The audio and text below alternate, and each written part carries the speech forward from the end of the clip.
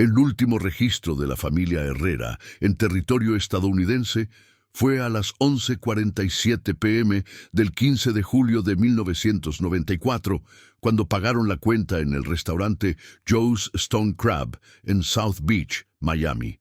4 horas después, 5 personas habían desaparecido sin dejar rastro, iniciando uno de los misterios más desconcertantes en la historia de casos de personas desaparecidas entre México y Estados Unidos.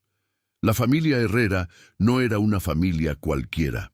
Eduardo Herrera, de 45 años, era un próspero empresario textil de Guadalajara que había construido un imperio comercial exportando productos mexicanos a Estados Unidos. Su esposa, Carmen Herrera, de 42 años, era una reconocida pediatra que había abandonado temporalmente su práctica para acompañar a su familia en lo que debía ser unas vacaciones de ensueño en Miami. Sus 3 hijos completaban el grupo. Miguel, de 19 años, estudiante de ingeniería en el Tecnológico de Monterrey. Sofía, de 16 años, una brillante estudiante de preparatoria con sueños de estudiar medicina como su madre. Y el pequeño Diego, de 12 años, un niño alegre y curioso que había estado emocionado durante semanas por su primer viaje a los Estados Unidos. El viaje había sido planeado meticulosamente. Eduardo había reservado una suite en el lujoso Hotel Fontainebleau en Miami Beach para una estancia de 2 semanas. Tenían boletos de avión de regreso a Guadalajara programados para el 29 de julio. Habían alquilado un BMW convertible blanco para recorrer la ciudad. Todo estaba perfectamente organizado para unas vacaciones familiares memorables. Lo que nadie sabía era que esas vacaciones se convertirían en una pesadilla que duraría décadas. El primer día en Miami había transcurrido sin incidentes. La familia había llegado al Aeropuerto Internacional de Miami el 14 de julio por la tarde. Había recogido su auto alquilado sin problemas y se había registrado en el hotel cerca de las 6 p.m. Las cámaras de seguridad del hotel los mostraban riendo y conversando mientras el Botones llevaba su equipaje a la suite del piso 12. Esa primera noche, habían cenado en el restaurante del hotel y habían paseado por Lincoln Road, donde Carmen había comprado algunos recuerdos y los niños habían disfrutado de helados en una heladería local. Todo parecía normal. Todo parecía perfecto. El 15 de julio había comenzado con planes ambiciosos. Eduardo quería llevar a su familia a conocer el distrito financiero de Miami, donde tenía algunas reuniones de negocios programadas para más adelante en la semana. Carmen estaba interesada en visitar algunos museos. Los niños querían ir a la playa y luego a los centros comerciales. Dividieron el día según los intereses de cada uno. Por la mañana visitaron el Sea Aquarium, donde Diego se emocionó viendo los delfines y Sofía tomó docenas de fotografías. Por la tarde fueron de compras a Bal Harbour, donde Eduardo compró joyas costosas para Carmen y los niños eligieron ropa nueva. Las cámaras de seguridad de varios establecimientos los capturaron durante el día. En todas las imágenes, la familia se veía relajada, feliz y completamente ajena a cualquier peligro. Eduardo llevaba su característica guayabera blanca y pantalones de lino. Carmen lucía un elegante vestido de verano azul. Los niños vestían ropa casual, típica de turistas. La última actividad documentada del día fue la cena en Joe's Stone Crab, el famoso restaurante de South Beach que Eduardo había escogido específicamente porque había leído sobre él en una guía turística. Llegaron al restaurante a las 9:30 p.m. y pidieron una mesa con vista al océano. El mesero que los atendió, Roberto Maldonado, recordaría más tarde que la familia había parecido estar de excelente humor durante toda la cena. Eduardo había preguntado sobre los mejores lugares para pescar en alta mar, mencionando que estaba interesado en contratar un charter de pesca para el día siguiente. Carmen había elogiado la decoración del restaurante y había tomado varias fotos con una cámara desechable. El señor Herrera dejó una propina muy generosa. Recordaría Maldonado durante su testimonio a la policía. Parecían ser una familia muy unida y feliz. El niño más pequeño estaba especialmente emocionado porque era la primera vez que comía langosta. No había nada que sugiriera que algo estaba mal. La cuenta del restaurante, que se convertiría en una pieza crucial de evidencia, mostraba que la familia había gastado $347 en una cena elaborada que incluía langostas, cangrejo y una botella de vino para los adultos. Eduardo había pagado con una tarjeta de crédito American Express Platinum a las 11:47 p.m., la última transacción financiera documentada de la familia. Las cámaras de seguridad del restaurante los mostraron saliendo del establecimiento a las 11:52 p.m. Eduardo llevaba las llaves del auto alquilado en la mano. Carmen cargaba su bolso y la cámara desechable. Los niños caminaban junto a sus padres, Miguel ayudando a Diego con una bolsa de souvenirs que había comprado en la tienda de regalos del restaurante. Esa fue la última vez que alguien vio a la familia Herrera con vida. La desaparición no fue descubierta inmediatamente. El Hotel Fontainebleau tenía una política de no molestar a los huéspedes que no habían solicitado servicio de habitaciones o limpieza. Como la familia había puesto el cartel de no molestar en su puerta, el personal del hotel no se preocupó cuando no los vieron durante el 16 de julio. La primera señal de alarma llegó el 17 de julio, cuando Eduardo no se presentó a una reunión de negocios programada para las 10 a.m. con un importador de Miami llamado Richard Goldman. Eduardo había confirmado la cita por teléfono desde Guadalajara antes del viaje y había enfatizado la importancia de la reunión para expandir su negocio a nuevos mercados estadounidenses. Goldman esperó durante una hora antes de llamar al hotel para preguntar por Eduardo. Cuando el conserje llamó a la habitación y no obtuvo respuesta, inicialmente pensaron que la familia había salido temprano y que Eduardo había olvidado la cita. Pero cuando Goldman llamó nuevamente por la tarde y luego otra vez por la noche sin obtener respuesta, comenzó a preocuparse.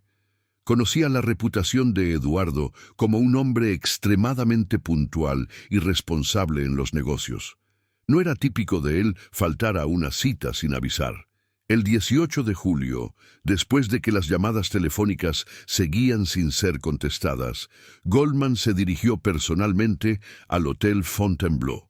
Explicó la situación al gerente de huéspedes, quien accedió a realizar un chequeo de bienestar en la habitación de la familia. Lo que encontraron en la suite del piso 12 fue desconcertante. Todas las pertenencias de la familia estaban intactas. La ropa estaba colgada ordenadamente en los closets. Los artículos de aseo personal estaban dispuestos en el baño. Las cámaras fotográficas de los niños estaban sobre las mesas de noche. El dinero en efectivo que Eduardo había cambiado por dólares antes del viaje estaba guardado en la caja fuerte de la habitación.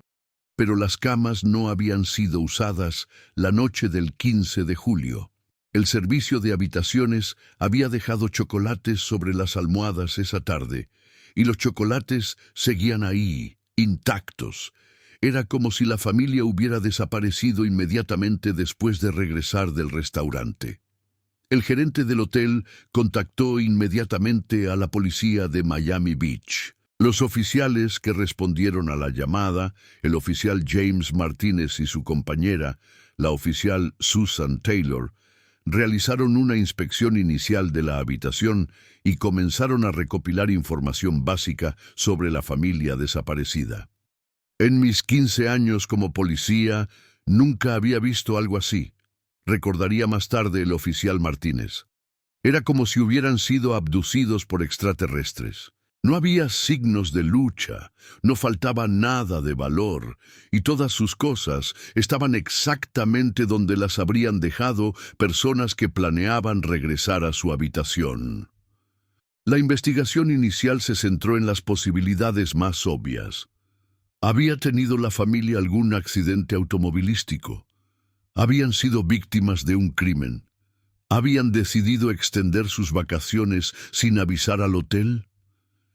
El auto alquilado fue localizado rápidamente. El BMW convertible blanco estaba estacionado en el garage del hotel, en el mismo lugar donde Eduardo lo había dejado después de regresar del restaurante. Las llaves no estaban en el auto, pero tampoco estaban en la habitación del hotel. Este detalle se convertiría en uno de los muchos misterios menores que rodeaban la desaparición. La empresa de alquiler de autos confirmó que el vehículo no había sido devuelto y que no habían recibido ninguna comunicación de la familia sobre cambios en sus planes. El tanque de gasolina estaba casi lleno, consistente con el nivel que había tenido cuando la familia recogió el auto. Los hospitales locales fueron contactados para verificar si algún miembro de la familia había sido admitido como paciente. Las morgues fueron consultadas para descartar víctimas de accidentes no identificadas. Los registros de vuelos fueron revisados para ver si la familia había cambiado sus boletos de regreso a México. Todos estos chequeos resultaron negativos. El Departamento de Policía de Miami Beach escaló rápidamente el caso a su división de personas desaparecidas y el detective Robert Chen fue asignado como investigador principal. Chen, un veterano de 20 años con experiencia en casos de desapariciones de turistas, comenzó una investigación más exhaustiva. Miami era un lugar peligroso en 1994, explicaría Chen años después. Teníamos problemas serios con el crimen relacionado con drogas, robos a turistas y violencia asociada con el tráfico de cocaína. Mi primera suposición fue que la familia había estado en el lugar equivocado, en el momento equivocado. La investigación de Chen se enfocó en reconstruir los movimientos de la familia durante sus últimas horas conocidas. Entrevistó al personal del restaurante Joe's Stone Crab, revisó las cámaras de seguridad de South Beach y habló con otros huéspedes del hotel que pudieran haber visto algo inusual. El personal del restaurante confirmó que la familia había parecido normal durante su cena y que no habían notado a nadie sospechoso observándolos o siguiéndolos. Las cámaras de seguridad del área mostraban a la familia caminando hacia el estacionamiento del restaurante, pero la calidad de las imágenes nocturnas de 1994 era demasiado pobre para discernir detalles adicionales. Una pista intrigante surgió cuando Chen entrevistó al valet del restaurante, un joven llamado Carlos Méndez. Méndez recordaba haber visto a la familia dirigirse hacia su auto, pero también recordaba haber notado que otro vehículo había salido del estacionamiento inmediatamente después del BMW de los Herrera. Era un auto grande, oscuro, tal vez un Cadillac o un Lincoln. Méndez le dijo a Chen: «Pensé que era extraño porque había salido muy rápido, como si tuviera prisa por seguir al auto blanco. Pero en ese momento no le di importancia». Esta observación llevó a Chen a considerar la posibilidad de que la familia hubiera sido seguida desde el restaurante. Pero sin placas del vehículo sospechoso o una descripción más detallada, era imposible seguir esa pista. Mientras tanto, la desaparición de la familia Herrera había comenzado a atraer atención mediática tanto en Estados Unidos como en México. Eduardo era una figura conocida en los círculos empresariales de Guadalajara, y su desaparición, junto con toda su familia, era noticia en los periódicos mexicanos. El Consulado de México en Miami se involucró en el caso, proporcionando asistencia para coordinar con las autoridades mexicanas y ayudar con las barreras del idioma durante las investigaciones. El cónsul general, Dr. Alejandro Ruiz, presionó personalmente a las autoridades estadounidenses para intensificar la búsqueda. Esta no es una familia cualquiera, insistió el doctor Ruiz en una conferencia de prensa. Eduardo Herrera es un ciudadano mexicano distinguido con conexiones comerciales legítimas en Estados Unidos. Su desaparición es un asunto que preocupa a nuestro gobierno al más alto nivel. La familia extendida de los Herrera en México también se movilizó. El hermano de Eduardo, Arturo Herrera, voló inmediatamente a Miami para trabajar con las autoridades estadounidenses. Los padres de Carmen, que vivían en la Ciudad de México, contrataron a un investigador privado para complementar la investigación oficial. Eduardo es la persona más responsable que conozco. Arturo le dijo a los medios mexicanos. Jamás desaparecería voluntariamente sin avisar. Algo terrible le ha pasado a mi familia y no vamos a descansar hasta encontrar la verdad. A medida que pasaban los días sin nuevas pistas, la investigación se expandió más allá de Miami. Las autoridades comenzaron a considerar la posibilidad de que la familia hubiera sido transportada a otra ciudad o incluso a otro país. Los puertos fueron notificados para estar alerta por cualquier intento de sacar a personas de Estados Unidos ilegalmente. El FBI se unió a la investigación en la segunda semana, trayendo recursos federales y experiencia en casos de secuestro que cruzaban líneas estatales. El agente especial María Rodríguez, quien hablaba español con fluidez, fue asignada para trabajar con las autoridades locales y mantener comunicación con las familias en México. Casos como este son particularmente complejos porque involucran ciudadanos extranjeros y potencialmente tráfico internacional, explicó la agente Rodríguez. Tenemos que considerar no solo las posibilidades de crimen local, sino también conexiones con organizaciones criminales que operan entre países. Una teoría que comenzó a ganar fuerza era que la desaparición podría estar relacionada con los negocios de Eduardo. Como empresario exitoso que importaba y exportaba productos entre México y Estados Unidos, Eduardo tenía contactos extensos en ambos países. Era posible que hubiera estado involucrado, conocingly o unknowingly, en actividades que habían atraído la atención de elementos criminales. La investigación de los negocios de Eduardo reveló un imperio comercial complejo, pero aparentemente legítimo. Su empresa, Textiles Herrera S.A.D.C.B., había estado operando durante 15 años sin problemas legales significativos. Sus clientes en Estados Unidos incluían varias cadenas de tiendas respetables que vendían productos artesanales mexicanos. Sin embargo, los investigadores también descubrieron que Eduardo había estado explorando expandir su negocio hacia nuevos mercados, incluyendo potencialmente el transporte marítimo de mercancías.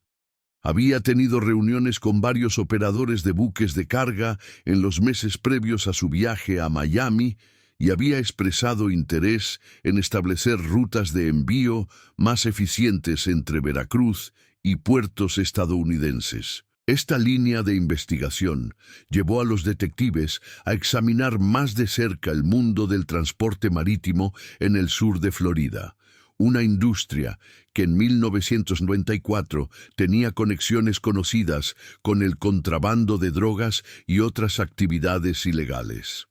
Miami era un punto de entrada principal para la cocaína sudamericana en esa época, explicó el detective Chen.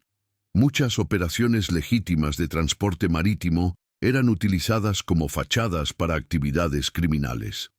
Era posible que Eduardo hubiera tropezado inadvertidamente con algo peligroso. Los investigadores comenzaron a entrevistar a contactos comerciales de Eduardo en Miami, tratando de reconstruir sus planes de negocios e identificar cualquier conexión que pudiera haber resultado peligrosa. Esta línea de investigación revelaría conexiones importantes, pero también llevaría la investigación hacia territorios más complejos y peligrosos. Mientras tanto, la búsqueda física de la familia continuaba. Equipos de búsqueda y rescate peinaron las playas de Miami Beach y las áreas boscosas cercanas.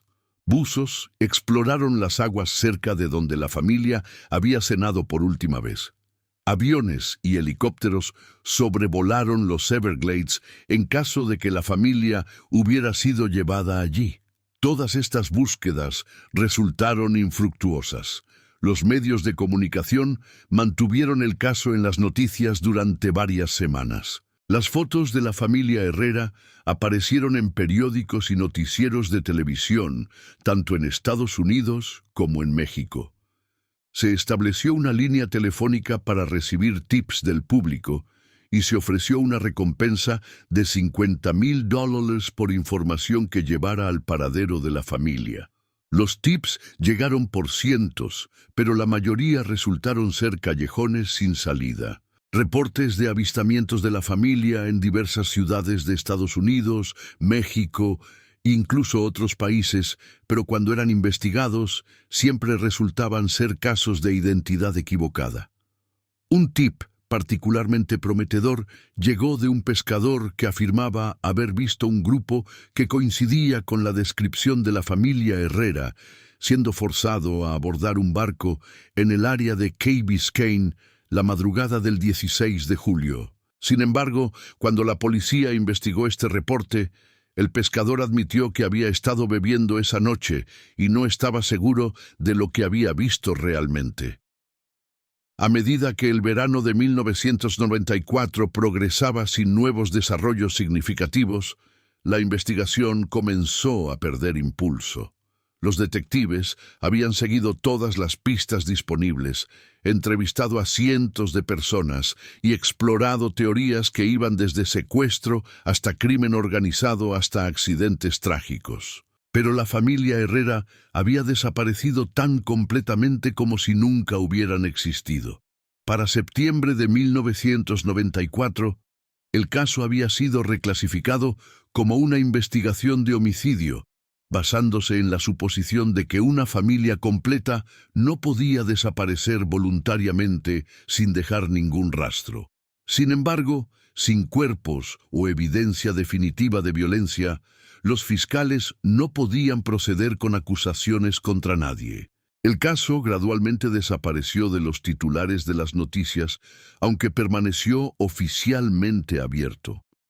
Las familias en México continuaron presionando a las autoridades y contratando investigadores privados, pero a medida que pasaron los meses y luego los años sin nuevas pistas, incluso los más optimistas comenzaron a perder la esperanza.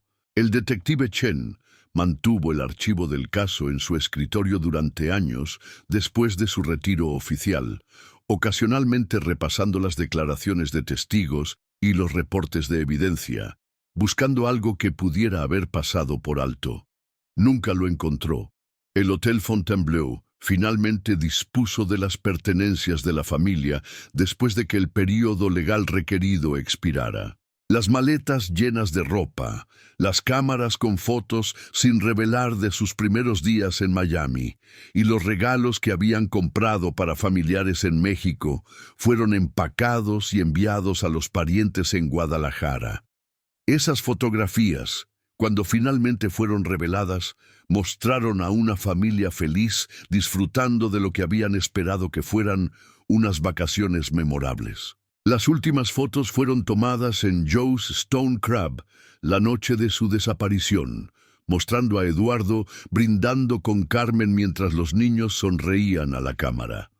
Nadie que viera esas fotos podría haber predicho que en pocas horas esa familia feliz se desvanecería en la noche de Miami sin dejar rastro. En Guadalajara, los negocios de Eduardo eventualmente fueron tomados por su hermano Arturo, quien luchó durante años para mantener viva la empresa mientras esperaba el regreso de Eduardo. La casa familiar, en una exclusiva colonia de Guadalajara, permaneció intacta durante años, con Carmen's Parents manteniendo las habitaciones de los niños exactamente como las habían dejado, esperando un regreso que nunca llegaría. El caso de la familia Herrera se unió a las filas de los grandes misterios sin resolver, junto con desapariciones famosas como Amelia Earhart y el vuelo MH370. Se escribieron libros, se produjeron documentales y foros de Internet dedicados al misterio atrajeron a miles de miembros que proponían innumerables teorías sobre lo que había pasado esa noche de julio en Miami. Algunas teorías sugerían que la familia había sido víctima de piratas modernos que operaban en aguas internacionales. Otras especulaban sobre conexiones con carteles de drogas o redes de tráfico humano. Las teorías más extravagantes involucraban secuestros por extraterrestres, portales dimensionales y experimentos gubernamentales secretos, pero por toda la especulación e investigación, un hecho permanecía inmutable. 5 miembros de una familia mexicana habían desaparecido sin dejar rastro de las calles de Miami Beach en una cálida noche de julio de 1994. Su destino permanecía como uno de los misterios más desconcertantes en los anales de casos de personas desaparecidas. Para las familias de Eduardo y Carmen, la vida se dividió en antes y después del 15 de julio de 1994. Algunos miembros de la familia se mudaron lejos, incapaces de soportar vivir en lugares que les recordaban constantemente su pérdida. Otros se quedaron, manteniendo viva la esperanza de que algún día sus seres queridos pudieran regresar. Grupos de apoyo se formaron y se disolvieron.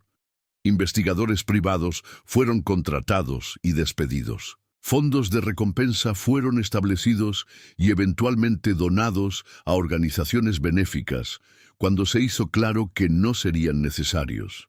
El detective Chen mantuvo los archivos del caso en su oficina durante años después de su retiro oficial, ocasionalmente sacándolos para revisar declaraciones de testigos y reportes de evidencia, buscando algo que pudiera haber pasado por alto. Nunca lo encontró. La comunidad empresarial de Guadalajara eventualmente se adaptó a la ausencia de Eduardo, aunque su desaparición fue recordada como una tragedia que afectó a toda la comunidad. El edificio donde habían estado las oficinas de Textiles Herrera se convirtió en un memorial informal, con una placa pequeña recordando a la familia desaparecida. En Miami, el caso se convirtió en parte de la leyenda urbana local. Los guías turísticos a veces mencionaban la historia de la familia mexicana que había desaparecido después de cenar en Joe's Stone Crab. El restaurante mismo nunca hizo referencia pública al caso, pero los empleados veteranos ocasionalmente contaban la historia a clientes curiosos. A medida que pasaron los años, el caso se desvaneció de la memoria pública activa, aunque permanecía en los archivos de casos fríos del Departamento de Policía de Miami Beach. Nuevos detectives ocasionalmente revisaban el archivo cuando tenían tiempo, pero sin nuevas pistas o tecnología que pudiera reexaminar la evidencia existente, había poco que hacer. Lo que nadie sabía era que la respuesta al misterio de la familia Herrera yacía en el fondo del océano, esperando ser descubierta por avances tecnológicos que no existían en 1994. El barco que contendría las claves del caso estaba a solo millas de la costa de Miami, preservado por las aguas saladas del Atlántico, guardando secretos que no serían revelados por casi 3 décadas. Pero esos secretos esperarían, ocultos en la oscuridad del océano, hasta que la tecnología moderna y una nueva generación de investigadores finalmente pudieran traer la verdad a la superficie. La noche del 15 de julio de 1994 había sido el final de una familia, pero también había sido el comienzo de un misterio que desafiaría a investigadores durante décadas. La verdad estaba ahí, esperando en las profundidades, lista para revelar una historia más perturbadora de lo que nadie había imaginado. La detective Isabel Morales nunca había esperado heredar el caso más famoso de personas desaparecidas de Miami cuando fue transferida a la unidad de casos fríos del Departamento de Policía de Miami Beach en enero de 2022. Pero ahí estaba, ocupando 3 cajas de archivos en su nuevo escritorio. El expediente completo de la desaparición de la familia Herrera, 28 años sin resolver y aún generando llamadas de personas que creían haber visto a los desaparecidos en lugares remotos del mundo. Cada detective que ha trabajado en esta unidad le ha dado una oportunidad, le explicó el teniente comandante David Rodríguez durante su primera semana. Algunos se obsesionan, otros se rinden después de unos meses, pero nadie ha logrado descifrar qué pasó con esa familia. Morales, una veterana de 15 años, que había construido su reputación resolviendo casos imposibles en Los Ángeles, abordó los archivos de los Herrera con ojos frescos y tecnología moderna que no había estado disponible para los investigadores originales. Comenzó digitalizando cada documento, fotografía y pieza de evidencia, creando una base de datos comprensiva que podía ser analizada de maneras que los archivos en papel nunca habían permitido. Lo que encontró la intrigó inmediatamente. Había patrones en la investigación original que no habían sido completamente explorados, explicaría más tarde Morales a sus superiores. No porque los detectives no fueran meticulosos, eran investigadores excelentes trabajando con las herramientas disponibles en 1994, pero no tenían acceso a análisis de datos avanzados, tecnología de sonar marino o bases de datos interconectadas que pudieran revelar conexiones que pasaron desapercibidas. El avance llegó en marzo de 2022, cuando Morales decidió adoptar un enfoque completamente diferente al caso. En lugar de concentrarse únicamente en los movimientos terrestres de la familia, decidió explorar sistemáticamente todas las actividades marítimas en el área durante las fechas relevantes. Miami es una ciudad marítima, razonó Morales. Si alguien quería hacer desaparecer a 5 personas sin dejar rastro en 1994, el océano era la opción más lógica.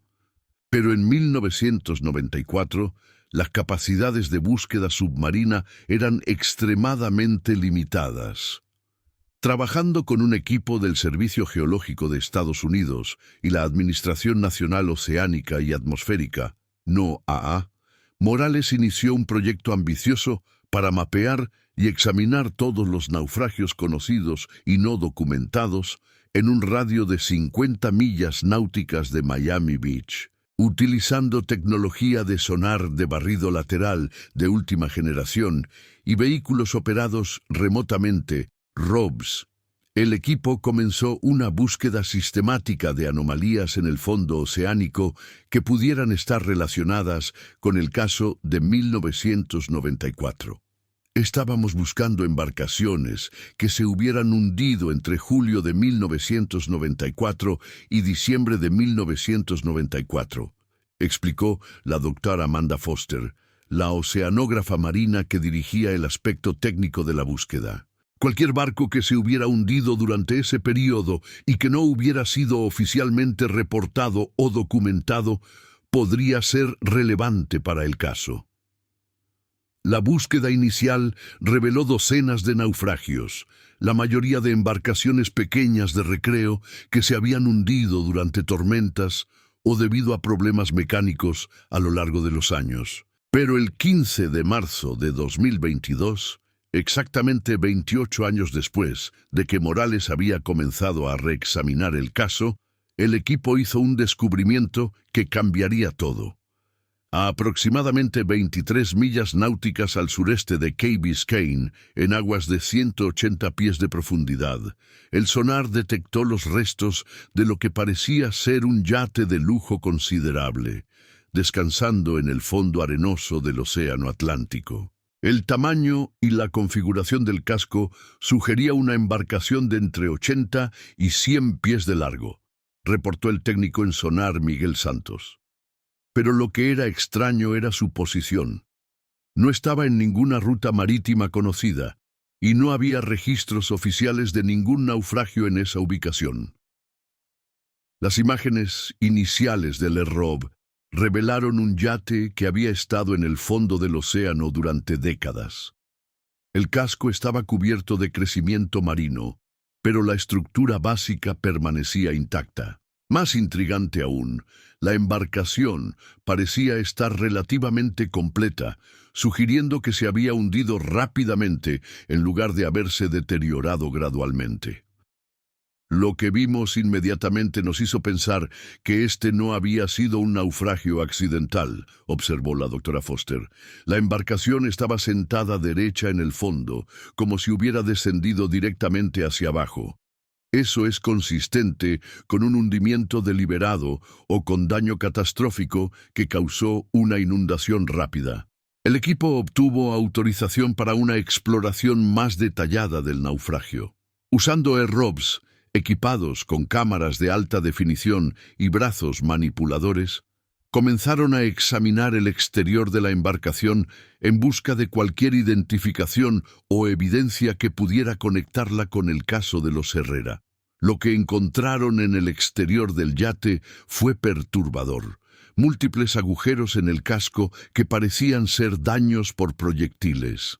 Las marcas eran consistentes con disparos de armas de grueso calibre, posiblemente ametralladoras o rifles de asalto. Los agujeros habían sido suficientes para hundir la embarcación, pero su patrón sugería que habían sido hechos deliberadamente para asegurar que el barco se fuera al fondo. Alguien quería que esta embarcación desapareciera permanentemente, concluyó Morales después de revisar las imágenes. Los agujeros de bala están demasiado bien distribuidos para ser el resultado de un enfrentamiento. Esto parece haber sido una ejecución del barco mismo. La búsqueda de identificación en el casco eventualmente reveló números de registro que estaban parcialmente ocultos por crecimiento marino.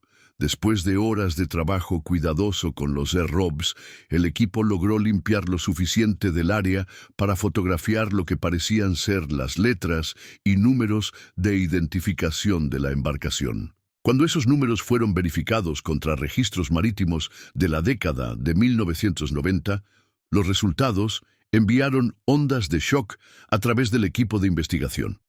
La embarcación era el Libertador, un yate de lujo de 95 pies que había sido reportado como robado del marina de Dinner Key en Miami el 17 de julio de 1994, apenas 2 días después de la desaparición de la familia Herrera. Era más que una coincidencia, realizó Morales inmediatamente. Una familia desaparece el 15 de julio y 2 días después, un yate de lujo es robado de Miami y posteriormente hundido a tiros en aguas profundas. Había una conexión definitiva. La investigación del robo original del Libertador reveló detalles que habían sido pasados por alto en 1994. El yate pertenecía a un empresario de Miami llamado Vincent Castellanos, quien había reportado el robo después de regresar de un viaje de negocios a Caracas. Castellanos había afirmado que el barco había sido tomado del marina durante la noche y que los ladrones habían desactivado el sistema de seguridad de alguna manera. Pero cuando Morales profundizó en los antecedentes de Castellanos, descubrió conexiones que pintaban un cuadro muy diferente de lo que había parecido ser un simple robo de barco. Vincent Castellanos no era simplemente un empresario legítimo. Los registros del FBI de la década de 1990 lo identificaban como una persona de interés en investigaciones sobre lavado de dinero y contrabando de drogas entre el Caribe y el sur de Florida. Su empresa, Castellanos Import-Export, había sido sujeta a múltiples investigaciones por presunta participación en actividades de narcotráfico. Más significativo aún, los registros mostraban que Castellanos había tenido contacto con Eduardo Herrera en las semanas previas a la desaparición de la familia. Los registros telefónicos recuperados de los archivos del caso original mostraban múltiples llamadas entre la oficina de Castellanos y el hotel donde se alojaba Eduardo en México antes de su viaje a Miami. Eduardo había estado en comunicación con Castellanos sobre oportunidades de negocio relacionadas con transporte marítimo, descubrió Morales al revisar las notas de la investigación original. Pero esa conexión nunca había sido completamente investigada porque Castellanos había reportado cooperación completa con las autoridades cuando fue entrevistado después de la desaparición. La nueva información llevó a Morales a solicitar autorización para una exploración completa del interior del yate hundido. Si la familia Herrera había sido llevada al Libertador la noche de su desaparición, podría haber evidencia preservada dentro de la embarcación que finalmente revelaría la verdad sobre su destino. La exploración del interior requirió equipos especializados y buzos técnicos capaces de trabajar a 180 pies de profundidad. El equipo incluía especialistas en arqueología marina, expertos forenses y técnicos en preservación de evidencia submarina. Lo que encontraron dentro del Libertador fue tanto revelador como perturbador. El interior del yate había sido parcialmente preservado por las aguas saladas, creando una cápsula del tiempo de 1994. En el salón principal, los investigadores encontraron evidencia clara de que múltiples personas habían estado en la embarcación durante sus últimas horas sobre la superficie. Platos y vasos que sugerían que se había servido una comida. Ropa que análisis forense preliminar indicó que era consistente con las tallas y estilos que habrían usado los miembros de la familia Herrera. Más inquietante aún, marcas en la tapicería y estructura que parecían indicar que personas habían estado restringidas o atadas dentro del yate. El patrón de evidencia era consistente con múltiples personas siendo retenidas contra su voluntad, reportó la especialista forense marina, doctora Sarah Kim. Había marcas de cuerdas en varios puntos de anclaje y distribución de objetos personales que sugería una lucha o resistencia. En uno de los camarotes, los investigadores hicieron un descubrimiento que confirmó sus peores sospechas. Una cámara desechable, muy similar a la que Carmen Herrera había estado usando durante sus vacaciones en Miami. Cuando la cámara fue cuidadosamente recuperada y procesada usando técnicas de preservación para film submarina, contenía imágenes que finalmente comenzaron a contar la historia de lo que había pasado con la familia Herrera. Las primeras fotos en el rollo mostraban las vacaciones familiares que ya habían sido documentadas. La familia en el Sea Aquarium, cenando en varios restaurantes, paseando por South Beach. Pero las últimas imágenes en el rollo contaban una historia diferente y aterrorizante. Fotos tomadas claramente en el interior del yate, mostrando a los miembros de la familia en lo que obviamente era una situación de secuestro. Las imágenes estaban borrosas y mal iluminadas, aparentemente tomadas en secreto, pero mostraban claramente a Eduardo, Carmen y sus 3 hijos en el salón principal del Libertador. La fecha en la cámara indicaba que las fotos habían sido tomadas el 16 de julio de 1994, el día después de su desaparición del hotel. Carmen había logrado mantener su cámara oculta y había documentado su cautiverio, realizó Morales.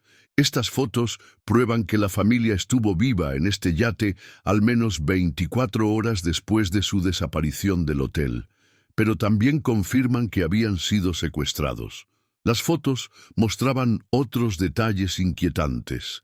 Había al menos 3 hombres visibles en las imágenes, ninguno de los cuales había sido identificado en la investigación original. Uno de los hombres parecía estar armado, y su lenguaje corporal sugería que estaba vigilando a la familia. Más perturbador aún, las condiciones de la familia en las fotos sugerían que habían sido maltratados. Eduardo aparecía tener una lesión en la cabeza. Carmen parecía estar consolando a Sofía, quien obviamente había estado llorando. Los niños se veían aterrorizados. El análisis de las fotos también reveló detalles sobre el interior del yate que ayudaron a los investigadores a reconstruir una línea de tiempo más precisa de los eventos. Las condiciones de la luz natural visible a través de las ventanas del yate sugería que las fotos habían sido tomadas durante las horas de la tarde del 16 de julio. La familia había estado cautiva en este yate durante al menos 18 horas cuando estas fotos fueron tomadas, calculó Morales. Pero las condiciones del barco y la evidencia del hundimiento sugieren que su cautiverio no duró mucho más tiempo. Exploración adicional del yate reveló evidencia más directa del destino de la familia. En la bodega de carga del barco, los investigadores encontraron lo que parecían ser restos humanos, parcialmente preservados por las condiciones anaeróbicas del compartimento sellado. El análisis forense preliminar de los restos era consistente con 5 individuos cuyas edades y características físicas correspondían con las de la familia Herrera. DNA analysis would be required for conclusive identification, pero la evidencia circunstancial era abrumadora. Encontramos lo que creemos son los restos de Eduardo, Carmen, Miguel, Sofía y Diego Herrera. Morales anunció en una conferencia de prensa cuidadosamente controlada. Después de 28 años, finalmente sabemos qué pasó con esta familia. Pero esto también abre nuevas preguntas sobre quién fue responsable de sus muertes y por qué. El descubrimiento del Libertador y sus secretos macabros habían resuelto el misterio de la desaparición, pero también habían revelado que el caso era mucho más complejo de lo que alguien había imaginado. No se trataba simplemente de una familia que había estado en el lugar equivocado en el momento equivocado. Había sido un secuestro planificado que había terminado en asesinato múltiple. Pero ¿quién había sido responsable? ¿Y cuál había sido el motivo? Las respuestas a esas preguntas estaban enterradas en los archivos de investigaciones de narcóticos de la década de 1990, en conexiones comerciales que se extendían desde Guadalajara hasta Miami y el Caribe, y en secretos que gente poderosa había esperado que permanecieran en el fondo del océano para siempre. La investigación de Morales había comenzado como un esfuerzo para resolver un misterio de 28 años. Ahora se había convertido en una investigación de homicidio múltiple que amenazaba con exponer una red de corrupción y violencia que se extendía mucho más allá del destino de una sola familia.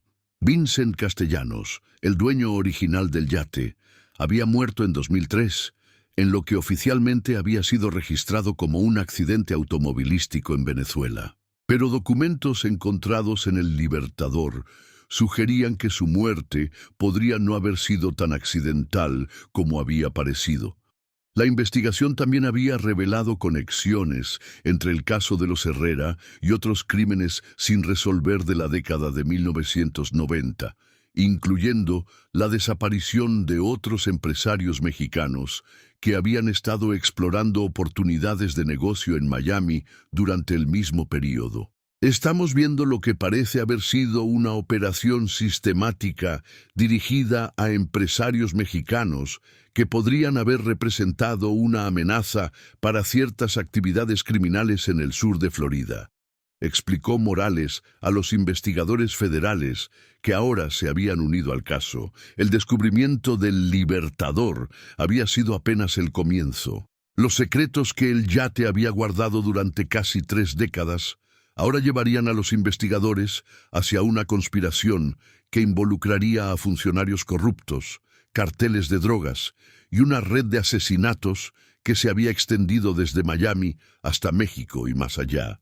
Pero esos secretos más profundos tendrían que esperar hasta que se completara el análisis forense de toda la evidencia recuperada del naufragio. El DNA análisis confirmaría las identidades de los restos, y el examen detallado de documentos y otros objetos encontrados en el yate revelaría conexiones que pintarían un cuadro completo de lo que había pasado con la familia Herrera y por qué habían sido asesinados. Para las familias en México que habían esperado respuestas durante 28 años, las noticias del descubrimiento trajeron una mezcla compleja de alivio y dolor renovado. Finalmente, sabían qué había pasado con sus seres queridos, pero el conocimiento venía con la terrible comprensión de cuánto habían sufrido sus familiares antes de morir. Nunca dejamos de esperar que pudieran estar vivos en algún lugar, declaró Arturo Herrera, el hermano de Eduardo, en una entrevista desde Guadalajara. Saber que murieron de esta manera es desgarrador. Pero al menos ahora sabemos la verdad y podemos comenzar a buscar justicia para ellos. La verdad completa sobre por qué la familia Herrera había sido asesinada y quién había ordenado sus muertes aún estaba por revelarse. Pero el descubrimiento del Libertador había finalmente comenzado a sacar a la luz una historia de corrupción, violencia y traición que había estado oculta en el fondo del océano durante casi 3 décadas. Los secretos más oscuros del caso estaban a punto de ser revelados, y las implicaciones se extenderían mucho más allá del destino de una sola familia mexicana. La verdad había estado esperando en las profundidades, y ahora finalmente había llegado el momento de que saliera a la superficie. Los resultados del análisis de ADN llegaron el 15 de junio de 2022. Exactamente 9 meses después de que la detective Isabel Morales había comenzado su reinvestigación del caso. Los restos encontrados en la bodega del yate Libertador eran definitivamente los de Eduardo Herrera, Carmen Herrera, Miguel Herrera, Sofía Herrera y Diego Herrera. Después de 28 años de incertidumbre, las familias en México finalmente tenían confirmación científica del destino de sus seres queridos. Pero la confirmación de las identidades era solo el comienzo. Los documentos y evidencia adicional recuperados del yate pintarían un cuadro de conspiración, corrupción y asesinato que se extendía mucho más allá del destino de una sola familia mexicana. En una caja fuerte sellada encontrada en el camarote principal del Libertador, los investigadores descubrieron una colección de documentos que habían permanecido preservados por casi 3 décadas. Lo que estos papeles revelaron cambiaría completamente la comprensión del caso y expondría una red criminal que había operado impunemente entre México, Estados Unidos y el Caribe durante los años 90. El primer documento que examinó Morales era una carta manuscrita fechada el 16 de julio de 1994, el mismo día que las fotos habían mostrado a la familia Herrera cautiva en el yate. La carta estaba dirigida a comandante y firmada simplemente con las iniciales B.C. Vincent Castellanos. El problema Herrera ha sido identificado y está siendo resuelto, comenzaba la carta. El empresario mexicano había descubierto demasiado sobre nuestras operaciones de transporte. Su reunión programada con Goldman habría expuesto toda la red de Miami a Cartagena. No tuvimos opción más que actuar decisivamente. La carta continuaba detallando una operación que era mucho más sofisticada y extensa de lo que los investigadores habían imaginado. Eduardo Herrera no había sido una víctima aleatoria. Había sido específicamente objetivo porque sus investigaciones sobre oportunidades de transporte marítimo lo habían llevado demasiado cerca de una operación masiva de lavado de dinero y contrabando de drogas. Herrera había identificado discrepancias en nuestros manifiestos de carga, revelaba la carta. Sus preguntas sobre rutas de envío y documentación hubieran llevado a una investigación federal que habría destruido años de trabajo. El empresario era demasiado inteligente para su propio bien. Otros documentos en la caja fuerte proporcionaron detalles escalofriantes sobre la planificación del secuestro. La familia Herrera había sido vigilada desde su llegada a Miami. Sus movimientos habían sido monitoreados y el plan para tomarlos había sido desarrollado durante sus primeros días de vacaciones. La operación será ejecutada después de su cena en Joe's Stone Crab, detallaba un memorando fechado el 14 de julio. El equipo interceptará a la familia en el estacionamiento y los transportará al Libertador para interrogatorio. Una vez que confirmemos qué información ha compartido Herrera y con quién, procederemos con la eliminación. Los documentos revelaron que Vincent Castellanos no había sido el cerebro de la operación. Había estado trabajando para una organización mucho más grande, dirigida por un hombre identificado solo como el comandante, quien los documentos sugerían era un exoficial militar colombiano que había establecido una red de contrabando que operaba desde bases en el Caribe. El comandante había construido un imperio basado en el uso de empresas legítimas de transporte marítimo como fachadas para operaciones de narcotráfico, explicó el agente especial del FBI, Antonio Rivera, que se había unido a la investigación cuando se hizo claro que el caso involucraba crimen organizado internacional. Eduardo Herrera había tropezado accidentalmente con esta red y representaba una amenaza existencial para toda la operación. La investigación de los antecedentes de Eduardo reveló cómo había llegado a ser un objetivo. Su empresa, Textiles Herrera, había estado explorando genuinamente oportunidades para expandir sus operaciones de exportación usando rutas marítimas más eficientes. En el proceso, había hecho preguntas sobre empresas de transporte que, sin saberlo, eran fachadas para operaciones criminales. Eduardo era un empresario legítimo que estaba haciendo preguntas legítimas sobre el negocio de transporte marítimo, explicó Morales.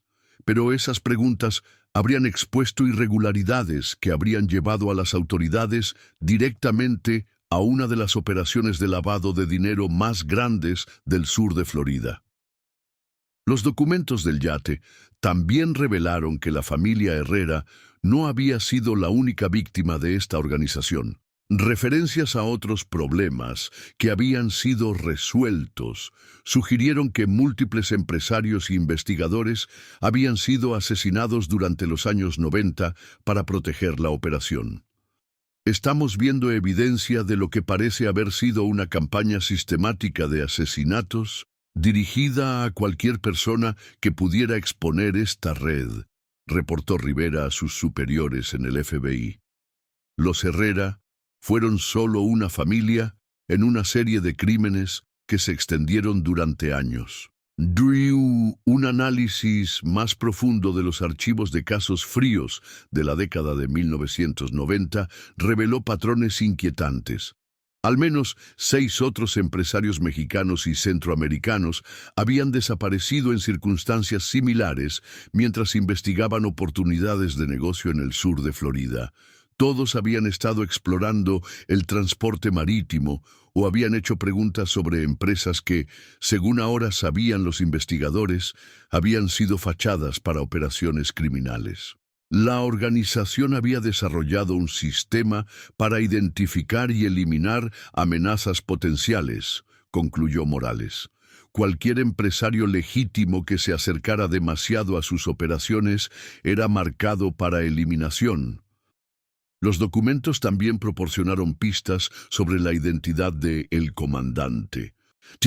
Referencias cruzadas con bases de datos de inteligencia internacional identificaron al probable líder como el coronel retirado Carlos Mendoza, un exoficial del ejército colombiano que había desaparecido después de ser acusado de corrupción en 1989. Mendoza había establecido aparentemente su base de operaciones en una isla privada en las Bahamas, desde donde dirigía una red que incluía empresas de transporte en Miami, Cartagena, Veracruz y varios puertos del Caribe.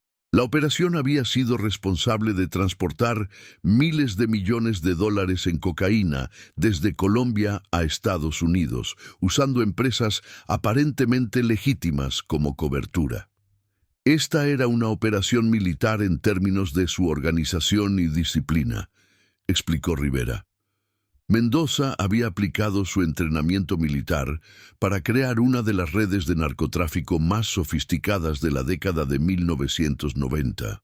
La evidencia del yate también reveló detalles perturbadores sobre las últimas horas de la familia Herrera. Un diario mantenido por uno de los secuestradores documentaba el interrogatorio brutal al que habían sido sometidos antes de su asesinato. El empresario inicialmente negó haber compartido información sobre nuestras operaciones. Relataba una entrada fechada el 16 de julio. Pero después de que aplicamos presión a través de su familia, admitió haber discutido sus hallazgos con su hermano en México y con al menos 2 contactos comerciales en Estados Unidos. El diario revelaba que Eduardo había sido torturado mientras su familia era forzada a observar, en un intento de obtener información sobre a quién más había contactado sobre sus sospechas sobre las empresas de transporte marítimo. El nivel de crueldad descrito en los documentos era escalofriante. Los niños fueron usados como palanca para forzar al padre a hablar, reportó Morales con visible emoción durante un briefing. La organización no mostró ninguna piedad, incluso hacia niños inocentes. Cuando la organización estaba satisfecha de que había obtenido toda la información posible de Eduardo, tomaron la decisión de eliminar a toda la familia para asegurar que no hubiera testigos. Los documentos sugerían que esta había sido siempre la intención, sin importar lo que Eduardo hubiera revelado durante su interrogatorio. «No podemos permitir que sobrevivan», escribió el interrogador en su entrada final. «La esposa es médico y es demasiado inteligente. Los niños mayores son lo suficientemente grandes para recordar y testificar. Todos representan riesgos inaceptables». El asesinato de la familia había sido ejecutado el 17 de julio de 1994, según los documentos. Habían sido asesinados a tiros en el yate y sus cuerpos habían sido colocados en la bodega de carga antes de que el barco fuera hundido deliberadamente usando explosivos colocados en puntos estratégicos del casco. El plan era que el yate y sus contenidos desaparecieran para siempre en aguas profundas, explicó Morales. Si no hubiera sido por los avances en tecnología submarina, estos crímenes nunca habrían sido descubiertos. Los documentos también revelaron el destino de otros miembros de la organización. Vincent Castellanos, quien había estado manejando las operaciones de Miami, aparentemente había comenzado a cooperar con autoridades federales en 2003. Su accidente automovilístico en Venezuela había sido en realidad un asesinato ordenado por Mendoza para prevenir que testificara. Castellanos había desarrollado conciencia tardía, indicaba un documento fechado en 2003. Su eliminación fue necesaria para proteger la integridad de nuestras operaciones restantes. La evidencia del yate proporcionó a las autoridades estadounidenses la información necesaria para lanzar una investigación internacional de la red de Mendoza. Coordinando con agencias de aplicación de la ley en Colombia, México, las Bahamas y otros países del Caribe, comenzaron una operación para desmantelar lo que quedaba de la organización. Carlos Mendoza fue localizado finalmente en una mansión fortificada en una isla privada cerca de Nassau. A los 78 años, había continuado dirigiendo operaciones criminales hasta que agentes de la DEA y fuerzas especiales de las Bahamas ejecutaron una redada coordinada el 15 de agosto de 2022. Mendoza fue arrestado sin resistencia, reportó el agente Rivera. A su edad, aparentemente había perdido la voluntad de luchar. Cuando se le presentó la evidencia del yate Libertador, admitió inmediatamente su participación en los asesinatos de la familia Herrera. La confesión de Mendoza proporcionó detalles finales sobre la conspiración. Confirmó que la familia Herrera había sido asesinada específicamente porque Eduardo había descubierto irregularidades en los manifiestos de carga que habrían expuesto toda la red de Miami. También admitió responsabilidad por al menos 12 otros asesinatos de empresarios e investigadores que habían representado amenazas similares a la operación. «Eran tiempos de guerra», dijo Mendoza durante su interrogatorio, mostrando una falta de remordimiento que impactó incluso a investigadores experimentados. «En la guerra hay bajas.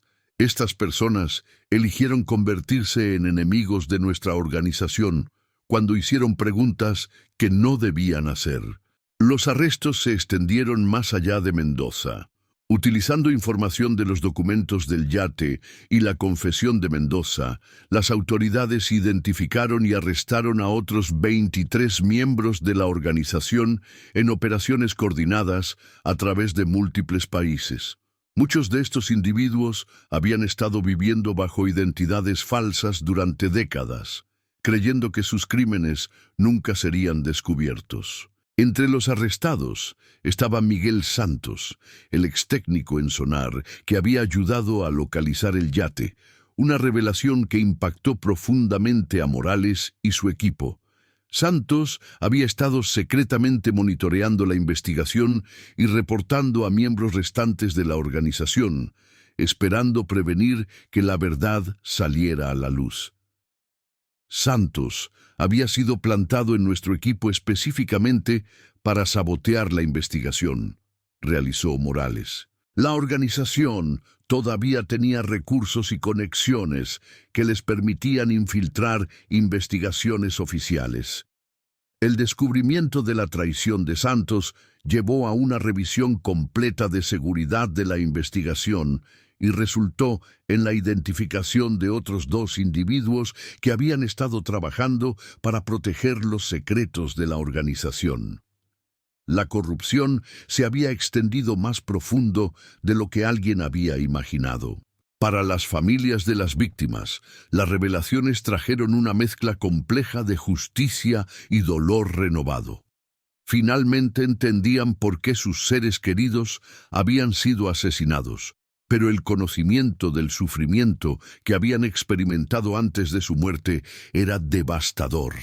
Saber que Eduardo murió tratando de proteger información sobre negocios legítimos hace que su pérdida sea aún más trágica, declaró Arturo Herrera durante la conferencia de prensa final sobre el caso. Él era un hombre honesto que fue asesinado por criminales que no podían permitir que la verdad saliera a la luz. El gobierno mexicano otorgó póstumamente a Eduardo Herrera un reconocimiento por su servicio involuntario en la lucha contra el narcotráfico.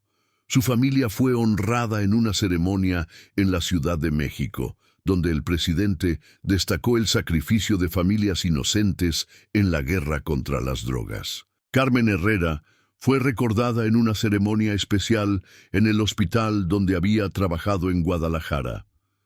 Sus colegas establecieron una beca en su nombre para estudiantes de medicina que demostraran compromiso con el servicio público. Los 3 niños, Miguel, Sofía y Diego, fueron honrados en sus respectivas escuelas. Miguel habría tenido 47 años si hubiera vivido.